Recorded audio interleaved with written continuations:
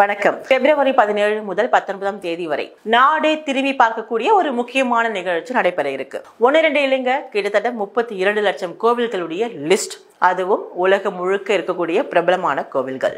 இப்பதான் கும்பம் மேளா நடக்குது, அதுதான் இப்ப நான் சொல்ல வரேனா அப்படின்னு நீங்க நினைப்பீங்க. பட் அது இல்ல, இது திருப்பதியில நடக்கக்கூடிய மாபெரும் கோவில் மாநாடு. எதுக்கு அதுவும் இப்ப அப்படின்னு கேட்க தோணும். அதுவும் கூட பார்க்கும்போது அதுவும் பவன் கல்யாணம் வந்த பிறகு என்ன கோவில் செய்தியெல்லாம் ரொம்ப அதிகமா வருது அப்படின்னு நினைக்க தோணுது இல்லையா?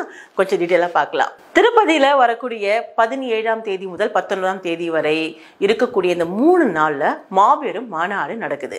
இதுல என்ன சுவாரஸ்யமான விஷயம் அப்படின்னா, உலக அளவுல இருக்கக்கூடிய பிரபலமான 32 லட்சம் கோவில்களை ஒரே கூட்டமைப்பின் கீழே கொண்டு வர மாபெரும் முன்னெடுப்பு இப்ப எடுத்து இருக்கிறாங்க. இதனுடைய முக்கிய நோக்கமே உலகம் முழுக்க ஆன்மீகத்தை இன்னும் பலப்படுத்தணும் அப்படிங்கறதான். அடுத்ததா உலகம் முழுக்க இருக்கக்கூடிய பிரசித்தி பெற்ற கோவில்களுடைய சிறப்பம்சங்களை தெரிந்து கொண்டு ஒரு நாட்டுல இருந்து மற்ற நாட்டுக்கு போகும்போது அந்த கோவிலுக்கு சென்று ஆன்மீக சுற்றுலாவை அடுத்த கட்டத்துக்கு எடுத்து செல்லணும் அப்படின்னு இப்ப பக்காவா திட்டமிட்டு இருக்கிறாங்க. இது யாரு பண்றது அப்படின்னு கேள்வி வரும் இல்லையா? தி international temple convention and expo 2025 மும்பையில் இருந்து செயல்பட்டு வரக்கூடிய இந்த அமைப்பு உலகில் இருக்கக்கூடிய கோவில்களை ஒன்றாக இணைப்பது மட்டுமே இல்லாம கோவில்களை நிர்வகிக்கக்கூடிய ஆன்மீக தலைவர்களையும் ஒன்றிணைக்கிறாங்க.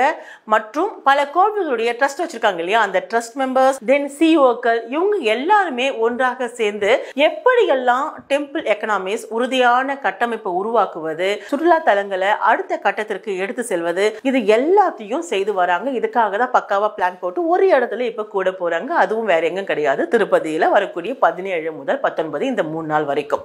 ஒரு உதாரணத்துக்கு இங்க சொல்லும் போது, இந்த உலகத்திலே பிரபலமாக இருக்கக்கூடிய இந்த 32 லட்சம் கோவில்கள் இருக்கு இல்லையா, இப்ப இந்த லிஸ்ட்ல இந்தியால மட்டும் ஆன்மீக சுற்றுலா சந்தை ஃபர்ஸ்ட் நம்ம எடுத்துப்போம், ஒரு வருடத்துக்கு மட்டுமே 6 லட்சம் கோடி ரூபாய் வரைக்கும் இருக்கு. இத்தகைய வருமானம் கொடுக்கக்கூடிய ஒரு ஆன்மீக சுற்றுலாவை ஒரே நெட்வொர்க்கு கீழே கொண்டு வருவதன் மூலமா பக்தர்களும் சரி, சுற்றுலா பயணிகளும் சரி, கோவில்களை அணுகிறது வந்து ரொம்ப ஈஸியா இருக்கும் அப்படின்றத ஒரு கான்செப்ட்ல எடுத்து வச்சிருக்காங்க. திருப்பதியில நடக்கக்கூடிய இந்த மாநாட்டை இந்து, சீக்கியர்கள், பௌத்தர்கள் மற்றும் ஜெயின் இந்த இவங்கெல்லாம் சேர்ந்து இந்த ஆன்மீக நிறுவனங்களை ஒன்று இணைச்சு நடத்தப்படுது. ஆல்ரெடி இவங்க எல்லாமே ஒரு ஆன்மீக இயக்கங்கள் வச்சிருப்பாங்க இல்லையா? ஸோ அந்தந்த கூட்டமைப்பு அந்தந்த இயக்கங்கள் எல்லாமே ஒன்றிணைஞ்சு பேசி இந்த கூட்டமைப்பின் கீழே கொண்டு வரதுக்காக ஏற்கனவே மீட்டிங் எல்லாம் நடந்து முடிஞ்சு எல்லாரும் அக்செப்ட் பண்ணதுக்கு அப்புறம் இந்த எக்ஸ்போ பண்றாங்க. இந்த எக்ஸ்போ இவங்க எல்லாருமே வந்து சேர்ந்து கலந்துக்க போறாங்க. ஏன் திடீர்னு இப்படி ஒரு முன்னெடுப்பு என்ற கேள்வி வந்து இப்ப நம்ம எல்லாருக்குமே வரும். மகா கும்பமேளா எல்லாரும் இப்போ நம்ம பார்த்துக்கிட்டு இருக்கோம்.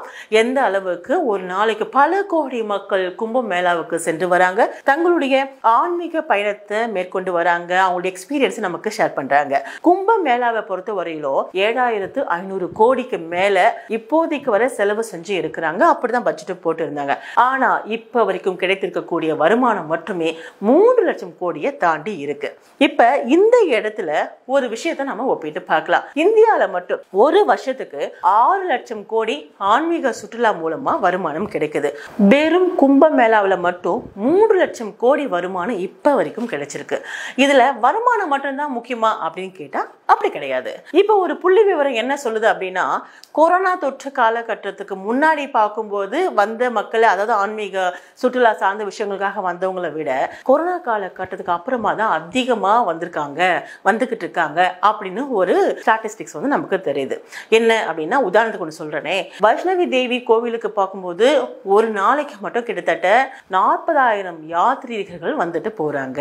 இது நமக்கு கிடைக்கப்பெறுது இந்த ஒரு புள்ளி விவரம். இதுவே கொரோனா வருவதற்கு முன்னாடி பார்க்கும்போது அதே கோவிலுக்கு கிட்டத்தட்ட 15,000 தான் வந்திருக்காங்க. 15,000 இல்லாத மேற்பட்ட கொஞ்சம் மக்கள் தான் வந்துட்டு அந்த அளவுக்கு ஒரு ரேஷியோல வந்திருக்காங்க.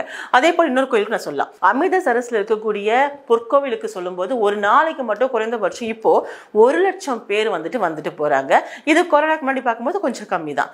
அதே போல கேரளாவில் உள்ள குருவாயூர் கோவிலுக்கு வந்து ஒரு நாளைக்கு 7,000 பேருக்கு மேலேயும் வர தொடங்கி இருக்காங்க. இதெல்லாம் வச்சு பார்க்கும்போது கொரோனா தொற்றுக்கு முன்னாடி வந்ததை விட இந்த கொரோனா காலகட்டத்துக்கு அப்புறம் இப்ப வந்து எஸ்பெஷலி ஆன்மீக சுற்றுலா சுற்றுலா போறவங்களுடைய எண்ணிக்கை வந்து ரொம்ப அதிகமாயிட்டு இருக்கு அப்படின்ற ஒரு புள்ளி விவரம் வந்து இப்ப கிடைச்சிருக்கு. ஓகே, இப்போ நம்ம பாயிண்ட்டுக்கு வந்துருவோம். இந்த மாநாட்டில் 2000 டிவோஷனல் இன்ஸ்டிடியூஷன்ஸ் 58 நாடுகள்ல இருந்து வந்து கலந்துக்க போறாங்க. 111 பேச்சாளர்கள், ஆன்மீக பேச்சாளர்கள் சொற்பொழிவும் பண்ண போறாங்க. தாண்டி முக்கியமான இன்ஃபர்மேஷன்ஸ் எல்லாமே அங்க வந்து பேச போறாங்க. 15 ஒர்க் ஷாப்ஸும் கண்டக்ட் பண்றாங்க. 60 ஸ்டால்ஸும் போடுறாங்க. இது எல்லாமே இடம்பெறுது இந்த திருப்பதியில் நடக்கக்கூடிய இந்த 3 நாள் எக்ஸ்போல. ITCX 2025 international temple convention expo 2025 that is.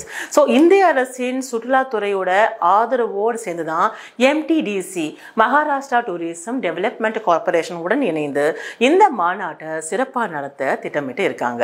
இதுல மகாராஷ்டிரா மட்டும் தான் இருக்கா அப்படின்னா மகாராஷ்டிராவுக்கு மட்டும் ஆன்மீகம் அப்படின்ற மாதிரி நீங்க கேட்டுடக்கூடாது.